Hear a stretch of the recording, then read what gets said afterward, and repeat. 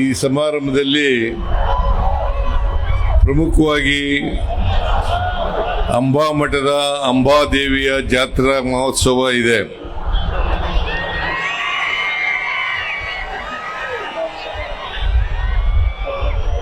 ಈ ಜಾತ್ರಾ ಮಹೋತ್ಸವವನ್ನು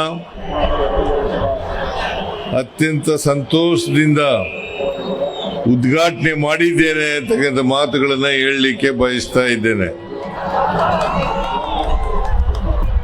ನಾನು ಇದೇ ಮೊದಲನೇ ಬಾರಿಗೆ ಈ ಜಾತ್ರಾ ಮಹೋತ್ಸವದಲ್ಲಿ ಭಾಗವಹಿಸ್ತಾ ಇರ್ತಕ್ಕಂಥದ್ದು.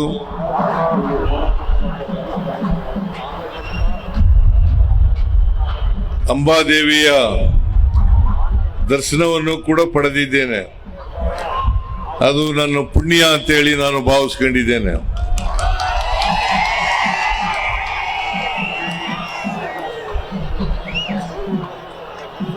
ಈ ಜಾತ್ರೆ ಇಷ್ಟೊಂದು ಜನ ಸೇರ್ತಾರೆ ಅಂತಕ್ಕಂಥದ್ದು ನನಗೆ ಕಲ್ಪನೆ ಇರಲಿಲ್ಲ. ಬಹಳ ಜನ ಸೇರಿದ್ದೀರಿ.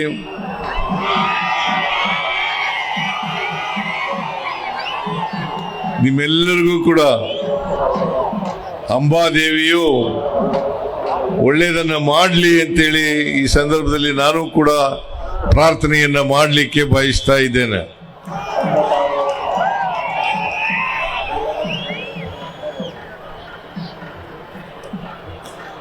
ಅಂಬಾದೇವಿಯ ಸನ್ನಿಧಿಯಲ್ಲಿ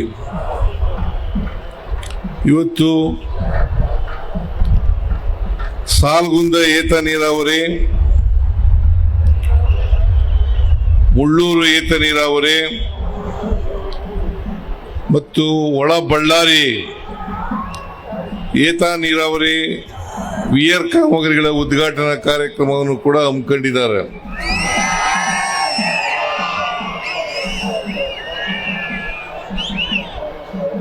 ಹಂಪನಗೌಡ ಬಾದರ್ಲಿ ಅವರು ನನಗೆ ಅಭಿವೃದ್ಧಿ ಕಾರ್ಯಕ್ರಮಗಳ ಉದ್ಘಾಟನೆಗೆ ಬರಬೇಕು ಅಂತೇಳಿ ಹೇಳಿದ್ರು. ಅಂಬಾದೇವಿಯವರ ಜಾತ್ರೆ ನಡೀತದೆ ಅಂತ ಹೇಳಿರಲಿಲ್ಲ.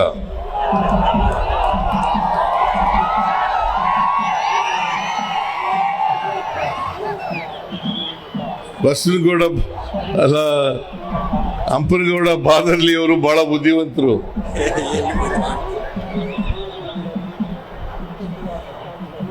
ನಾನು ದೇವರ ಕಾರ್ಯಕ್ರಮಕ್ಕೆ ಬರಬೇಕು, ಅದನ್ನು ಉದ್ಘಾಟನೆ ಮಾಡಬೇಕು ಅಂತಂದ್ರೆ ಬರದೇ ಇರಬಹುದು ಅಂತೇಳಿ ಗ್ರಹಿಸ್ಕೊಂಡು ನನಗೆ ಹೇಳಿರಲಿಲ್ಲ ಅಂತ ಅನ್ಸುತ್ತೆ. ಇಲ್ಲಿ ಬಂದ್ಮೇಲೆ ಗೊತ್ತಾಯಿತು ಅಂಬಾದೇವಿಯವರ ಜಾತ್ರೆ ಇದೆ, ಆ ಜಾತ್ರೆನ ಉದ್ಘಾಟನೆ ಮಾಡಬೇಕು, ಅದರ ಜೊತೆಗೆ ಅಭಿವೃದ್ಧಿ ಕಾರ್ಯಕ್ರಮಗಳಿಗೆ ಶಂಕುಸ್ಥಾಪನೆಯನ್ನು ಕೂಡ ಮಾಡಬೇಕು ಅಂತಕ್ಕಂಥದ್ದು ಗೊತ್ತಾಯಿತು. ನಾನು ಬಹಳ ಸಂತೋಷದಿಂದ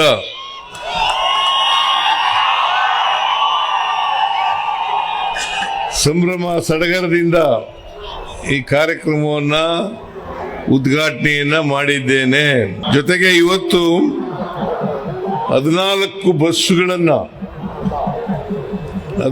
ಬಸ್ಸುಗಳನ್ನ ಅರುಣ್ ಕುಮಾರ್ ಇಲ್ಲೇ ಇದ್ದಾರೆ ಅಧ್ಯಕ್ಷರು, ರಾಮಲಿಂಗ ರೆಡ್ಡಿ ಅವರು ಅದನ್ನ ಉದ್ಘಾಟನೆ ಮಾಡಿದ್ದಾರೆ. 14 ಬಸ್ಸುಗಳು, ಅವು ಯಾರ್ಯಾರು ವಿದ್ಯಾರ್ಥಿಗಳಿದ್ದಾರೆ ಅವರಿಗೆ ಕರ್ಕೊಂಡು ಹೋಗ್ತಕ್ಕಂಥ ವ್ಯವಸ್ಥೆಯನ್ನು ಮಾಡ್ತಕ್ಕಂಥದನ್ನ ಬಾದಲ್ಲಿ ಹಂಪನಗೌಡ ಅವರು ಮಾಡಿದ್ದಾರೆ ಅಂತಕ್ಕಂಥ ಮಾತುಗಳನ್ನು ಈ ಸಂದರ್ಭದಲ್ಲಿ ಹೇಳಲಿಕ್ಕೆ ಬಯಸ್ತಾ ಇದ್ದೇನೆ. ನಾನು ಹಂಪನಗೌಡ ಬಾದರ್ಲಿ ಅವರಿಗೆ ವಿದ್ಯಾರ್ಥಿಗಳ ಪರವಾಗಿ ಅಭಿನಂದನೆಗಳನ್ನು ಸಲ್ಲಿಸಲಿಕ್ಕೆ ಬಯಸ್ತಾ ಇದ್ದೇನೆ.